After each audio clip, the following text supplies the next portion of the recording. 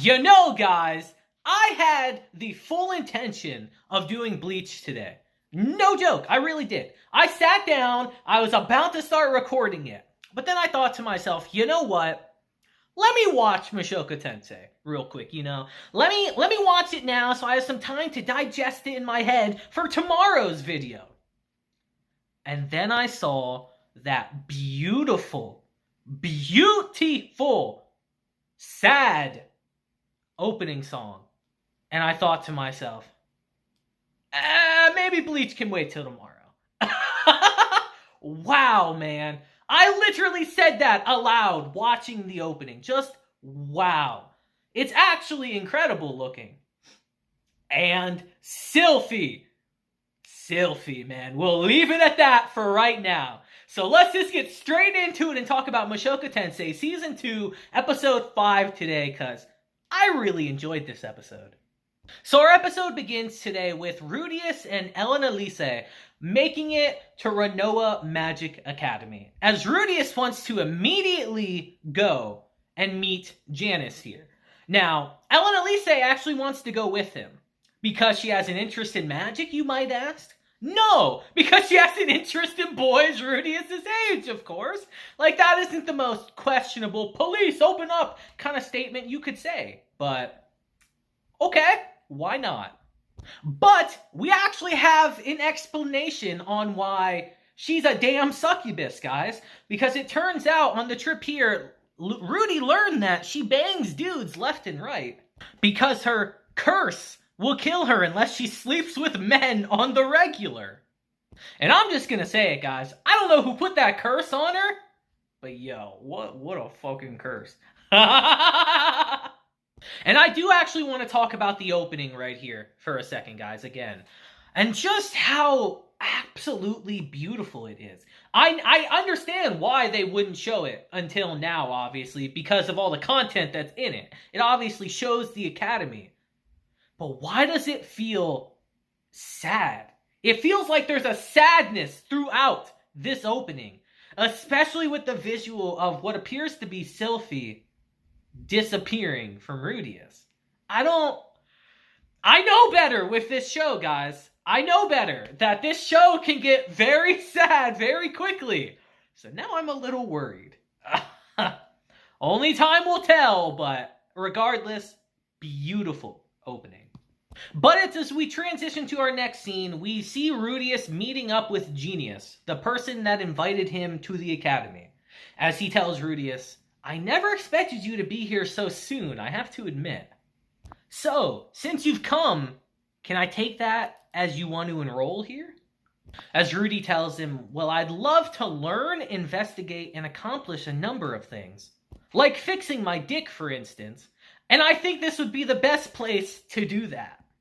As Genius says, well, in that case, may I ask you to participate in a little test? And it's here as they're going to the testing site. Rudeus asks him, you know, you got a lot of buildings here. Do you really have that many students? As he answers him by saying, well, unlike most schools of magic, we at Ranoa teach lessons in non-magical disciplines as well. As Rudy asks him, so would that include the study of mental illness by any chance? As he answers, well, not mundane classes, no. But we, of course, teach healing, detoxification, and we study curses here. As he asks, is one of your acquaintances ill? Is that why you decided to come here? As Rudy says, well, you could say it's something like that. And as they get to the testing site, he tells Rudeus that, you know, I hear you've mastered spellcasting without incantations. I'd honestly like you to demonstrate. As a matter of fact, we have another silent caster here. And it's in this moment we see that it's Sylphy. Or I guess in this instance, it would be Fitz the Silent. And immediately, she recognizes Rudy, obviously. He has no idea that that's her, though. And she doesn't say anything to him. Now, I don't know why she doesn't say anything to him here, but I'm sure she has a reason for it, so I won't get into that too much. And I do think it makes sense that Rudeus wouldn't absolutely remember her immediately because her hair is different. So he wouldn't recognize her right away.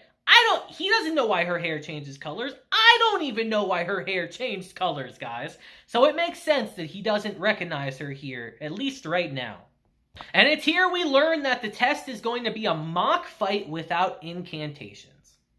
And it's here we see Rudeus does remember the wand that she has right here, but he can't quite place it. And immediately, as our match begins, he makes light work of her. It's not even remotely close. He destroys her. As even Sylphy herself is surprised, like, how'd you do that? As he tells her, it's a spell called Disturb Magic. Haven't you heard of it? As we see that everyone else around them is actually really surprised that he beat Fitz so easily too. As Rudy walks over and says, wow, you let me win because I'm new, didn't you? How nice of you to do that. Trying to be nice here. As he whispers, I promise I'll repay you for this someday soon. Which of course embarrasses Sylphy here. Very adorably, I might add. But as we transition to our next scene, we actually learn that the special students at this school are exempt from tuition and sometimes even lessons as well. And that as long as Rudy attends homeroom at least once a month, he can literally do whatever he wants here.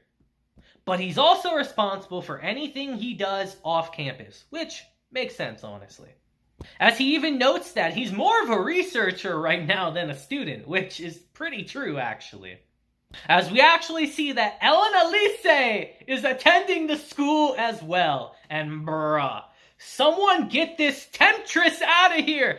Keep these students away from her, man. She's gonna corrupt the youth. Keep her away from the boys' dorm. That's all I gotta say. And it's here as we transition to the student orientation. We actually see that Ariel is the president, the student council president of the school, because of course she is, as she has Sylphy and Luke with her, as Elise tells Rudy, damn, isn't that the kid you brought to tears the other day? As Rudy's like, I didn't make him cry, per se. And as Ariel starts giving her speech, I actually kind of love that Rudeus summarizes it for us, as he says, let's all follow the rules, let's not make anyone uncomfortable, yada yada, pretty standard stuff. But he notes that normally he would think this is a really boring speech that she's giving right now. But he notes that Ariel has a lot of charisma about her. Like, if she's gonna potentially be queen one day, I would hope she would. As he even notices through the visor that Sylphy hasn't taken her eyes off of him the entire time. But it's here as we transition to our next scene. It's time to meet Rudeus's class. And I'll be honest, I actually know of a couple of them already before this episode. Besides the obvious one, I do know a little bit about them. As we see this motherfucker again. As he says, Master, you actually came! It is I, Zenoba! As Rudy says, please let go, my pupil. You're kind of scaring me. Gotta say, didn't think we'd see this guy again, but with Mushoku Tensei, I should know better at this point. As immediately, one of the girls just says, I don't like this new guy. And it's here as Rudeus introduces himself to her. He says, I'm honored to be joining your class, ma'am. Gotta have a little bit of smooth talking, guys. As it 100% works like a charm on people like this. As she introduces herself as Linnea Didoldia, a 5th year. Meow. As she says, my dad, Gaius, is the war chief of Doldia village in the Great Forest. Meow. As even Rudeus is like, damn, that's Gaius's daughter from season 1, if you guys don't remember, guys. As he says, he did say his oldest was studying abroad, and now I guess I know where. And as he asks for the other girl's name there, she tells Rudeus, I'm Persena. My situation's more or less the same as Linnea's. Our boy's getting quite an icy reception, to say the least. And that doesn't change as he gets introduced to our third person who asks him, you said your name was Rudeus, right?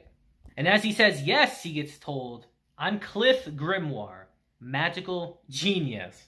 And before you guys tell me in the comments, yes, I know that this character is supposedly in one of the OVAs for Mushoku Tensei with Eris, as we'll see in a second, but I have not watched that yet. But yes, I know of that already, just to let you know, so you don't have to tell me in the comments. As Cliff says, I'm a second year, and I already know advanced combat spells of every element.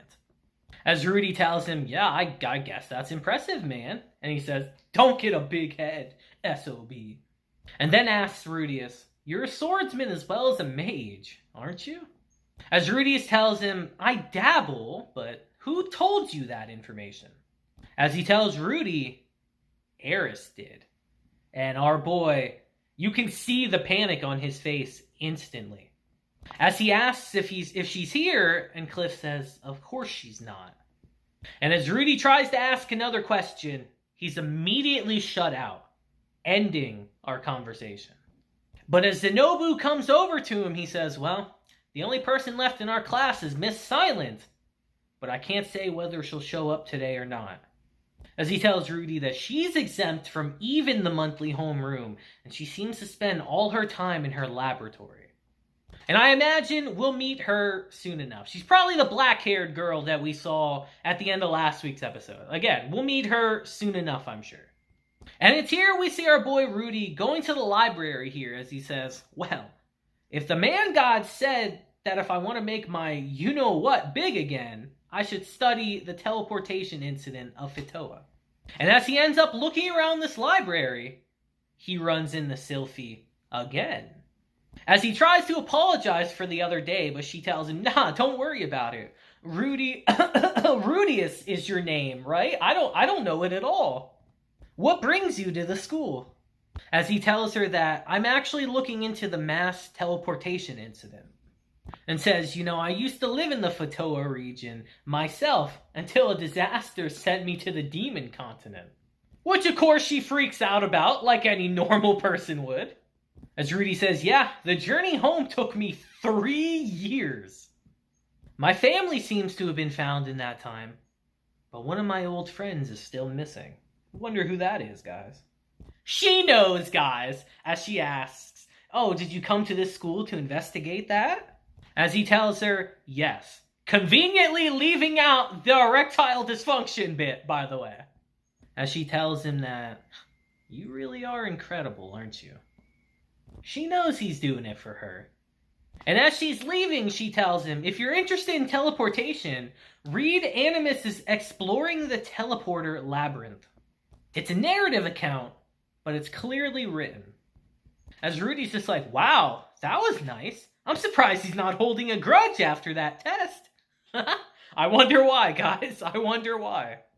And it's here as we actually see Zenobu and Rudeus eating lunch together. We see Luke come up to him as he says, hey, aren't you Fitz's? And as Rudeus introduces himself to him, he's like, yeah, I know who you are from Fitz, my guy. Fitz told me that you're quite forgetful. As he actually asks Rudy, so, do you know my name? As of course, he doesn't know. Why would he know? As he introduces himself as Luke Nodius Greyrat. As Rudeus realizes that, wait, isn't Nodius Paul's branch of the family? I guess that makes this guy my cousin, huh? Quite an interesting group of people at this school, guys, so far. I gotta be honest about that. And as we transition to our next scene, guys, it wouldn't be Mushoku Tensei without some shenanigans happening. As Rudeus is literally walking throughout the campus after school. And what should fall out of the sky but some literal freaking panties? But remember, guys, no pair of panties goes unpunished, as immediately Rudeus is surrounded by a bunch of girls who call him a panty thief. As we see a literal fucking gorilla, girl, come up and say, you degenerate filth. As she says, those are Princess Ariel's undergarments, you filth. You may idolize her highness, but openly robbing her? You should be ashamed. Dude, our boy Rudy cannot catch a break literally at all. Come on, man. And right as Rudy's about to get dragged to the jungle, we see that Sylphy actually comes running up and says, "Hey, I'm sorry. I dropped those when I was hanging them out to dry. He was really just picking them up. Please don't put him in a barrel, DK." As our gorilla says, "Even if that's true, I can't let him go. He was out walking here after sunset, when only girls are allowed to use this path." Like, what kind of school rule is that? What the fuck? As Sylphy says, "This is literally his first day here. This man doesn't know the rules." But it's here as DK insists on taking him to the jungle. Sylphy gets aggressive here as she says, "I'm telling you, he did nothing wrong.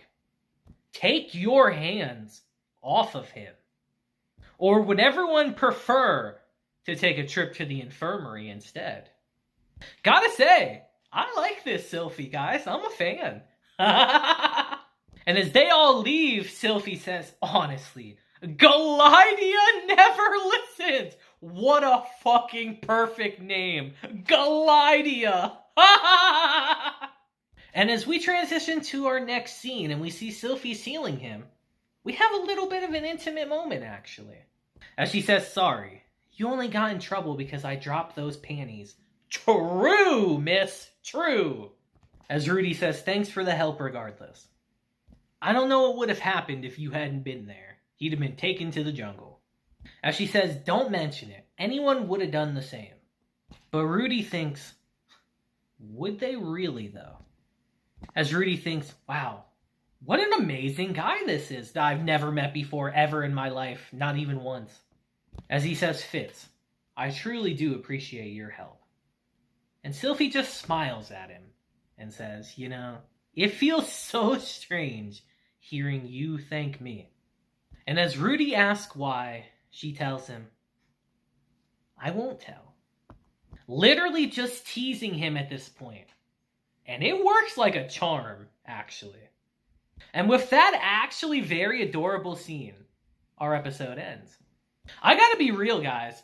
I wasn't expecting him to meet Sylphy again, like, already. I was not.